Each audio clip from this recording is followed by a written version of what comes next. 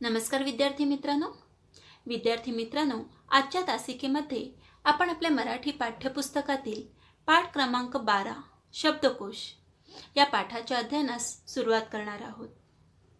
शब्दकोश हा पाठ आपणास स्थूल वाचनासाठी देण्यात आला आहे. स्थूल वाचनासाठी म्हणजेच रॅपिड रीडिंगसाठी देण्यात आला आहे. शब्दकोश या पाठाच्या अध्ययनास सुरुवात करण्याआधी आपण शब्दकोश म्हणजे नक्की काय हे जाणून घेऊया. शब्दकोश म्हणजेच भाषेतील बहुतेक सर्व शब्दांचा केलेला संग्रह होय. तुम्हाला डिक्शनरी माहिती आहेच. ज्याप्रमाणे डिक्शनरीमध्ये इंग्रजीतील बहुतेक सर्व शब्दांचा संग्रह केलेला असतो, त्याचप्रमाणे मराठीतील शब्दकोशामध्ये मराठी भाषेतील बहुतेक सर्व शब्दांचा संग्रह केलेला असतो. या मराठी शब्दकोशाच्या साहाय्याने आपण मराठी भाषेतील नवनवीन शब्दांचे अर्थ शोधू शकतो, नवीन शब्दांचे अर्थ जाणून घेऊ शकतो. दैनंदिन जीवनात आपण सहजपणे अनेक नवीन शब्द वापरतो. हे शब्द सहजपणे आपल्या कानावर पडतात अथवा वाचनातून समजतात. संदर्भानुसार आपण त्यांचे अर्थ लावतो व त्यांचा उपयोग करायला शिकतो. प्रत्येक वेळी त्या शब्दाचा नेमका अर्थ किंवा अर्थछटा आपल्याला समजलेली असतेच असे नाही. बघा मुलांनो, दैनंदिन जीवनात म्हणजे रोजच्या जीवनामध्ये आपण सहजपणे अनेक नवनवीन शब्द वापरत असतो. हे शब्द आपल्या कानावर पडलेले असतात किंवा आपल्याला वाचनातून समजत असतात. संदर्भानुसार आपण त्याचा अर्थ लावतो, त्याचा उपयोग करायला शिकतो. पण प्रत्येक शब्दाचा अर्थ आपल्याला माहिती असतोच असे नाही. मराठी भाषेत काही शब्द असे आहेत की एका शब्दाला अनेक अर्थ आहेत, पण हे अर्थ आपल्याला माहिती असतातच असे नाही.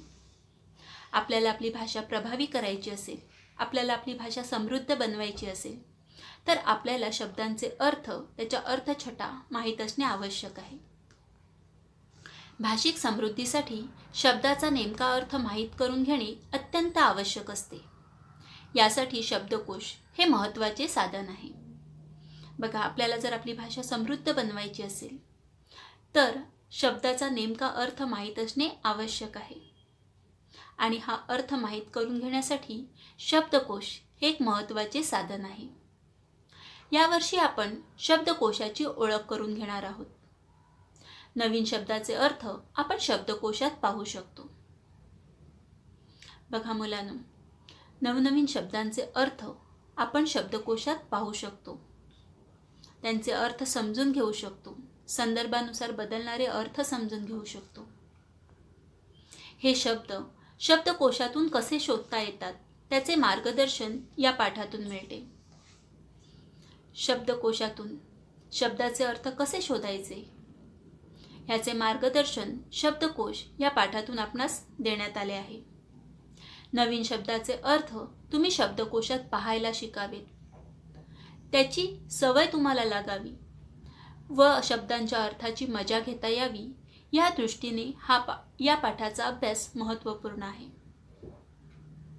बघा, नवनवीन शब्दांचे अर्थ तुम्ही शब्दकोशात पाहायला शिकावे, त्याची तुम्हाला सवय लागावी व प्रत्येक शब्दाच्या अर्थाची मजा तुम्हाला घेता यावी, शब्दाच्या अर्थछटा तुम्हाला समजाव्यात, या दृष्टीने या पाठाचा अभ्यास अत्यंत महत्त्वपूर्ण आहे. तर चला मुलांनो, आता आपण या पाठाच्या अध्ययनास सुरुवात करूया.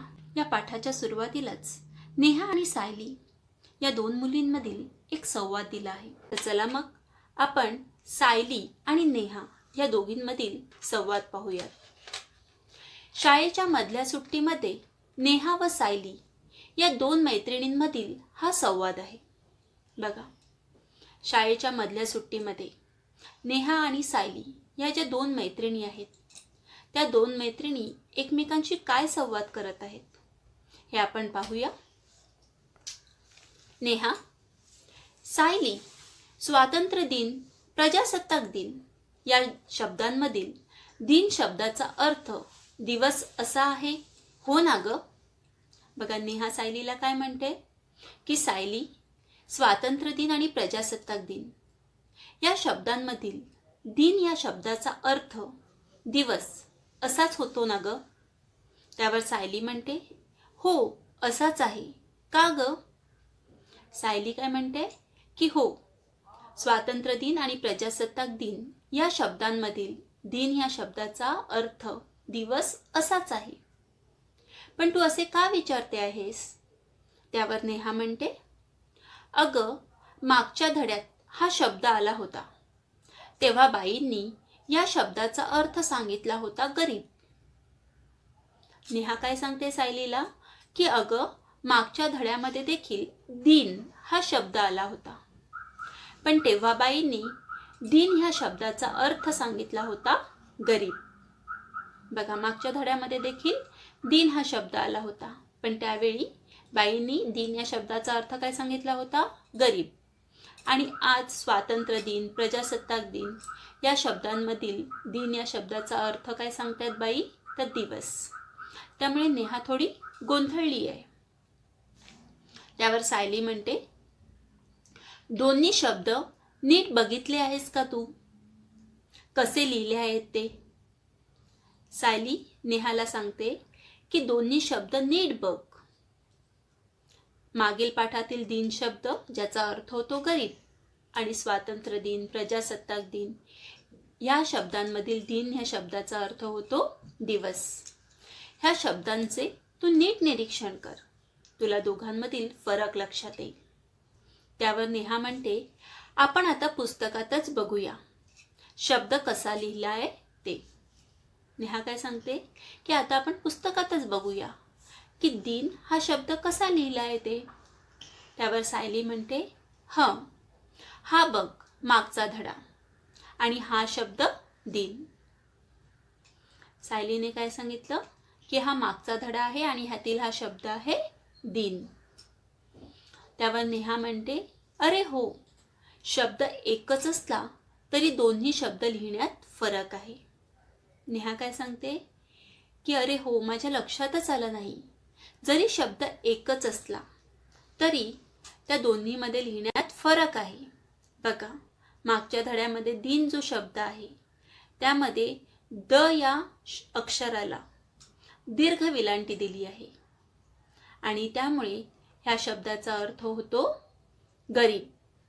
आणि जर आपण प्रजासत्ताक दिन, स्वातंत्र्य दिन ह्या शब्दातील दिन शब्द पाहिला तर द ला ऱ्हस्व विलांटी दिली आहे, त्यामुळे या शब्दाचा अर्थ होतो दिवस. बघा, दिसायला जरी दोन्ही सारखे असले तरी त्या दोन्ही शब्दामध्ये किती फरक आहे. त्यावर सायली म्हणते, बरोबर, दिन शब्दात दी दीर्घ आहे. बघा, इकडे स्पष्टीकरण दिलेलं आहे की दिन ह्या शब्दामध्ये जो दी आहे तो दीर्घ आहे आणि हा दीर्घ दिन असलेला जो शब्द आहे त्या शब्दाचा अर्थ होतो गरीब. आणि स्वातंत्र्य दिन, प्रजासत्ताक दिन ह्या शब्दांमध्ये जो दिन शब्द आहे त्याचा दी ऱ्हस्व आहे आणि म्हणून हा ऱ्हस्व दी असलेला दिन शब्द त्याचा अर्थ होतो दिवस. बघा मुलांनो, दीर्घ दी असलेला दिन शब्द आणि ऱ्हस्व दी असलेला दिन शब्द दोघांचाही जर आपण उच्चार पाहिला तर दिन असाच होतो, पण वेलांटीच्या फरकामुळे ह्या दोन्ही शब्दांच्या अर्थामध्ये किती मोठा फरक पडतो. नेहा म्हणते, शब्दांची किती गंमत आहे ना. अक्षरात वरवर साम्य आहे, पण लेखनातल्या फरकामुळे अर्थात केवढा फरक. नेहा काय सांगते सायलीला की शब्दांची किती गंमत आहे ना.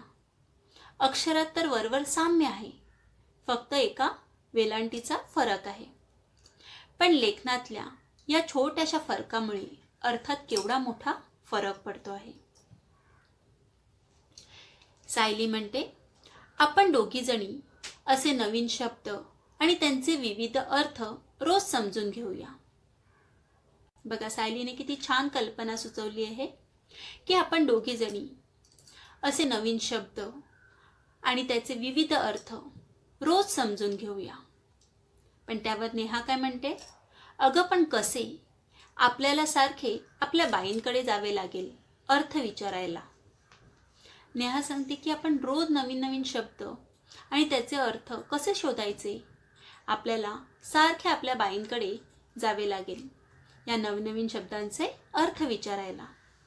त्यावर सायली सांगते, अगं नाही, मला माहीत आहे त्याची गंमत. सायली काय सांगते, आपल्याला सारखे सारखे बाईंकडे अर्थ विचारायला जावे लागणार नाही, तर मला त्याची गंमत माहिती आहे. शब्दांचे अर्थ आपले आपण कसे शोधायचे ते मी तुला दाखवते. आता सायली नेहाला काय सांगते की शब्दांचे अर्थ आपले आपणच कसे शोधायचे हे मी तुला दाखवते. सायली आणि नेहा यांच्याप्रमाणेच शब्दांचे अर्थ शोधण्याचा आनंद तुम्हीही घ्यायला हवा. त्यासाठी तुम्ही या पाठातून शब्दकोश म्हणजे काय, त्याची रचना, तो कसा पाहावा याबाबत माहिती करून घेणार आहोत. बघा, सायली आणि नेहा आता रोज नवनवीन शब्द शोधून त्याचा अर्थ जाणून घेणार आहेत. पण ते कशाच्या माध्यमातून? रोज बाईंना विचारणार आहात का? तर नाही, तर ते शब्दकोशाच्या माध्यमातून रोज नवीन नवीन शब्दाचे अर्थ जाणून घेणार आहेत. आणि सायली आणि नेहाप्रमाणेच तुम्ही देखील शब्दांचे अर्थ शोधण्याचा आनंद घ्यायला हवा. पण त्यासाठी तुम्ही शब्दकोश या पाठातून शब्दकोश म्हणजे काय, त्याची रचना कशी असते, शब्दकोशामध्ये शब्दांचे अर्थ कसे शोधायचे याबद्दलची आधी माहिती करून घेणं गरजेचं आहे. तर चला मुलांनो, आपण शब्दकोश म्हणजे काय, त्याची उद्दिष्टे, तो कसा पाहावा हे समजून घेऊया. मुलांनो, ज्या एका अक्षराने किंवा अक्षर समूहाने एखादी वस्तू, विचार, कल्पना, भाव, गुण किंवा क्रिया इत्यादींचा अर्थ व्यक्त केला जातो, त्या अक्षरास किंवा अक्षर समूहास शब्द असे म्हणतात. शब्द कशास म्हणतात हे तर तुम्हाला माहिती आहेच. ज्या एका अक्षराने किंवा अक्षरांच्या समूहाने एखादी वस्तू, विचार, कल्पना, आपल्या मनातील भावना, गुण किंवा एखादी क्रिया इत्यादीचा अर्थ व्यक्त केला जातो, त्या अक्षरास किंवा अक्षरांच्या समूहास शब्द असे म्हणतात. म्हणजेच काय, तर अर्थपूर्ण अक्षरांच्या समूहास शब्द असे म्हणतात. जर अक्षरांच्या समूहाला एखादा अर्थ प्राप्त होत असेल तर त्या अक्षरांच्या समूहाला काय म्हटलं जातं? शब्द असे म्हणतात. कोश, कोश म्हणजेच काय? संग्रह, कलेक्शन. तर शब्दकोश म्हणजेच शब्दसंग्रह. शब्दकोश म्हणजेच काय? तर शब्दांचा संग्रह होय. हा झाला शब्दकोश शब्दाचा वाच्यार्थ. पण विकसित भाषात शब्दसंग्रह आणि शब्दकोश यांच्या स्वरूपात थोडा फरक आहे. बघा, विकसित भाषेमध्ये शब्दसंग्रह आणि शब्दकोश ह्यांचे जे स्वरूप आहे, ह्यांचा जो अर्थ आहे, त्याच्यामध्ये थोडासा फरक आहे. तर काय फरक आहे? तर एखाद्या भाषेच्या विशिष्ट क्षेत्रातील मर्यादित शब्दांच्या संग्रहाला शब्दसंग्रह असे म्हणतात. बघा, एखाद्या भाषेच्या, मग ती भाषा कोणतीही असू दे, विशिष्ट क्षेत्रातील मर्यादित म्हणजे लिमिटेड शब्दांच्या संग्रहाला शब्दसंग्रह असे म्हणतात. शब्दसंग्रहालाच इंग्रजीमध्ये म्हणतात ग्लॉसरी. तर त्या भाषेतील बहुतेक सर्व शब्दांचा संग्रह विशिष्ट रचना पद्धतीचा अवलंब करून दिला असल्यास त्याला शब्दकोश असे म्हणतात. तर मग कोणतीही भाषा असू दे, त्या भाषेतील बहुतेक सर्व शब्दांचा संग्रह विशिष्ट रचना पद्धतीचा अवलंब करून दिला असल्यास त्याला काय म्हणतात? शब्दकोश असे म्हणतात. शब्दकोशलाच इंग्रजीमध्ये डिक्शनरी असे म्हणतात. तर मुलांनो, शब्दकोश म्हणजे नक्की काय? शब्दकोश ही संकल्पना तुमच्या व्यवस्थित लक्षात आलीच असेल. त्याचबरोबर नेहा आणि सायली यांच्या संवादाच्या माध्यमातून शब्दकोशाचे महत्त्व तुमच्या लक्षात आलेच असेल. एखाद्या नवीन शब्दाचा अर्थ शोधायचा असेल, एखाद्या नवीन शब्दाचा अर्थ जाणून घ्यायचा असेल, तर शब्दकोश हे एक महत्त्वाचे साधन आहे. त्याचबरोबर आज आपण शब्द म्हणजे काय, कोश म्हणजे काय, शब्दसंग्रह म्हणजे काय यासारख्या संकल्पनाही जाणून घेतल्या. मुलांनो, पुढील तासिकेमध्ये आपण शब्दकोश कसा हाताळायचा, म्हणजेच एखादा शब्द शब्दकोशामध्ये कशा पद्धतीने शोधायचा, शब्दकोशाची उद्दिष्टे कोणती आहेत याविषयी जाणून घेणार आहोत. तत्पूर्वी तुम्ही शब्दकोश हा पाठ एकदा लक्षपूर्वक वाचायचा आहे. धन्यवाद.